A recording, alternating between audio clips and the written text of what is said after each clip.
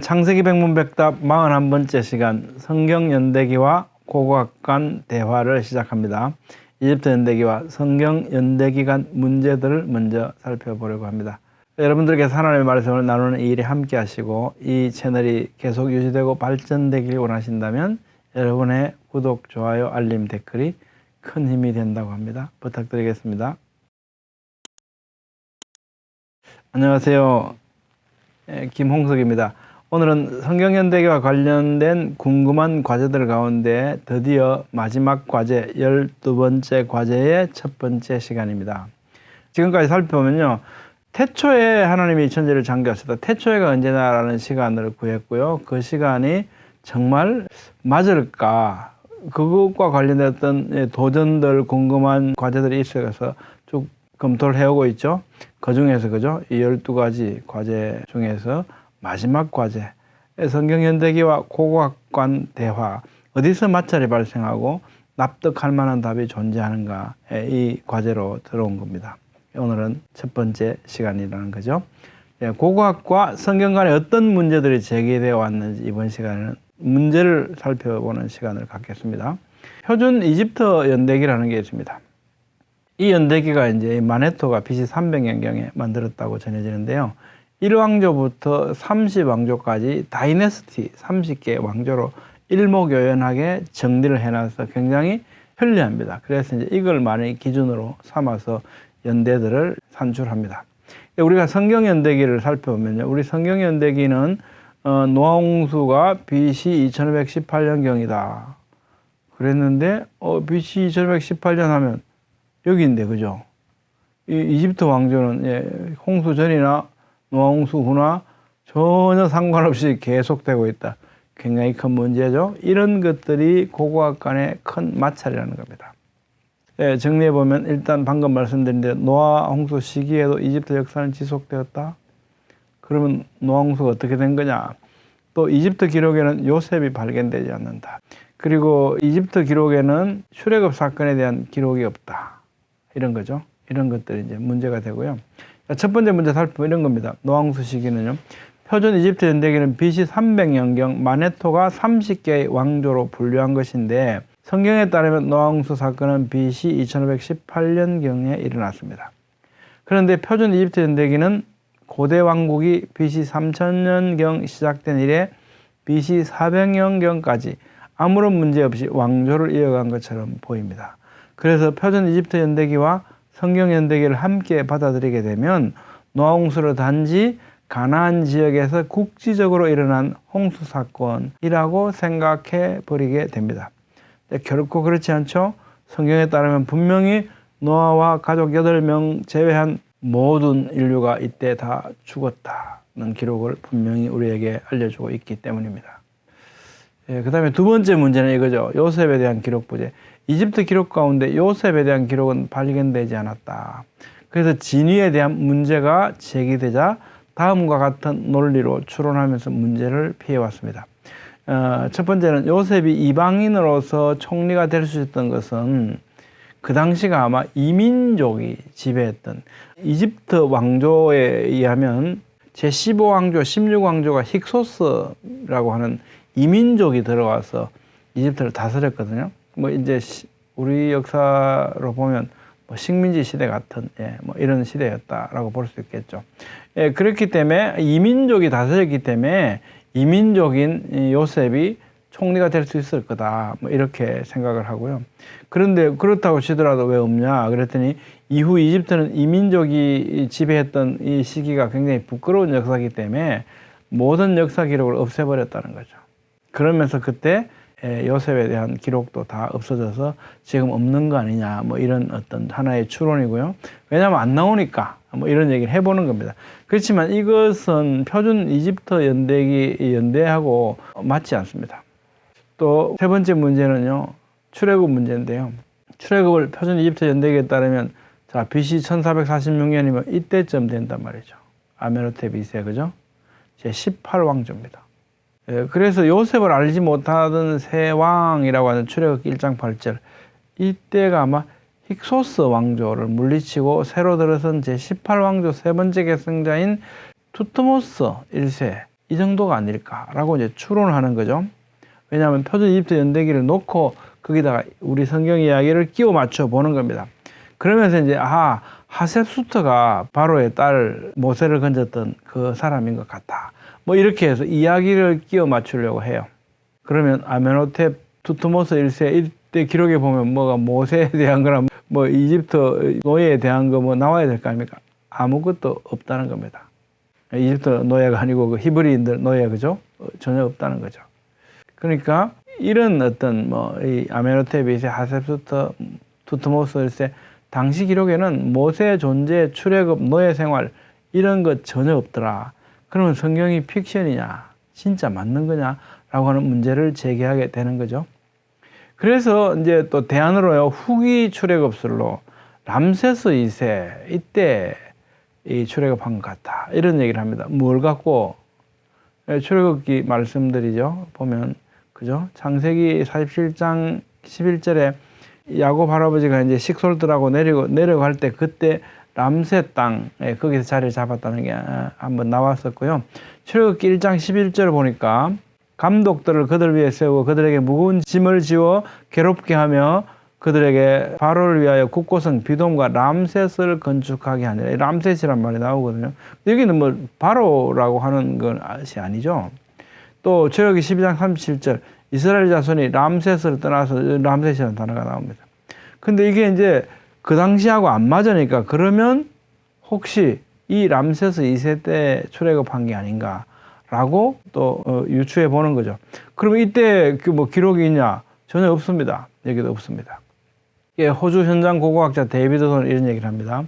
18왕조의 아멘호텝 2세에 가도 19왕조 람세스 2세에 가도 출애굽하던 그 당시 이 바로라고 볼 수 없다. 왜냐하면 이 두 사람의 미이라가 카이로 박물관에 잘 안치되어 있다고 합니다.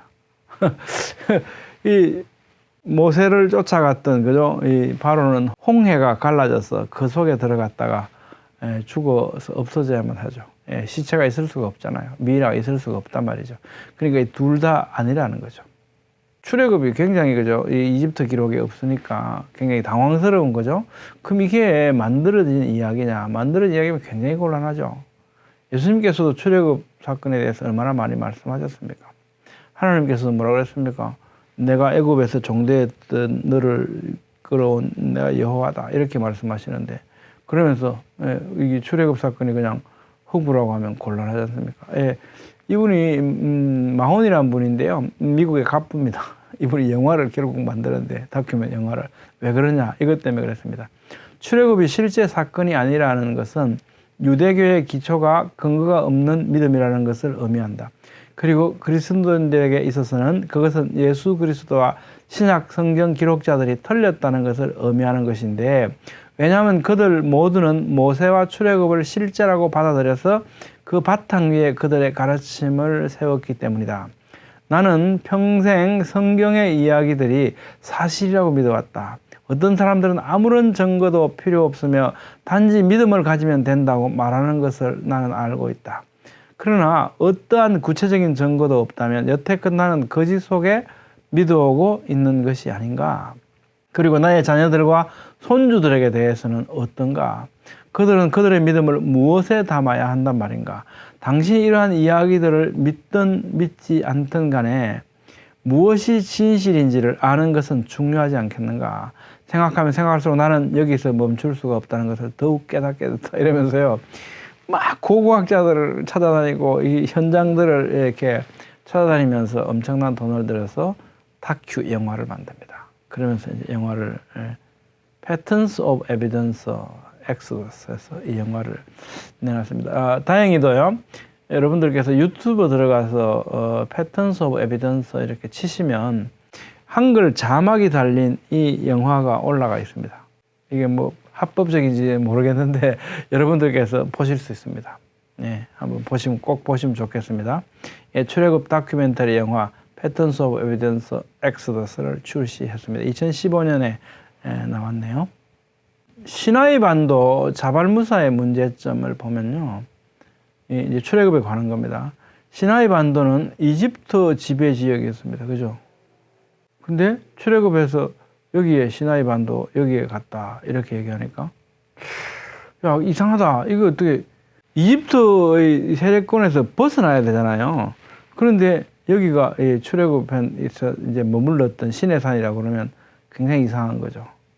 그리고 미디안 땅은 여기거든요. 오른쪽에. 자, 이곳이 갈라진 홍해라고 한다면 이제 홍해를 이쪽으로 이제 바로 지금 여러 가지 문제들이 있는 거예요. 출애굽 관련해서 시내산 문제, 홍해 위치 문제 이런 문제들이 있는 겁니다. 이곳이 갈라진 홍해라고 하면 이곳은 출애굽한 이스라엘 사람들이 갇힐 만한 지형이 아니다. 예, 그죠? 기동성이 좋았던 이집트 군대는 이것을 따라 들어갈 필요 없이 우회해서 기다리면 되죠.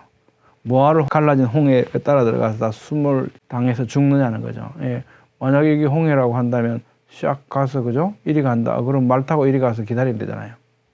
그 홍해 위치도 이거 아닌 것 같아. 굉장히 여러 가지 이제 궁금증들이 생겨나는 거죠.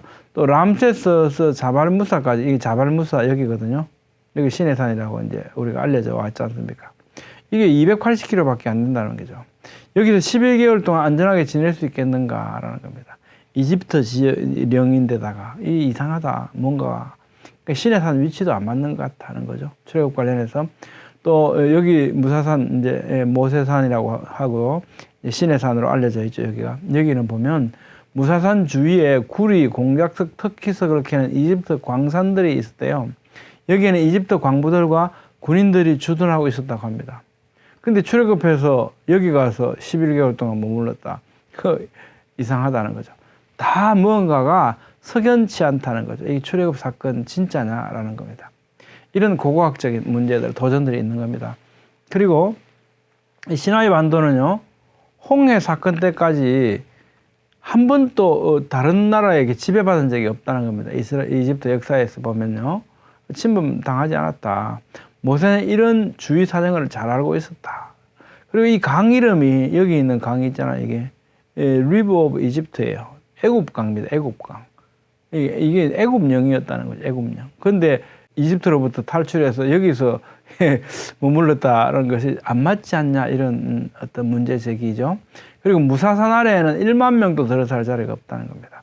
한 300만 명 정도 안 됐겠습니까? 최소한요. 이 안에 11개월 동안 자발무사 이 밑에 지금 시내산 이곳에서 어떻게 11개월 말도 안 된다. 그리고 무사산 아래에서는 보면 정상이 보이지도 않는다는 겁니다. 골짜기가 되어 있어가지고.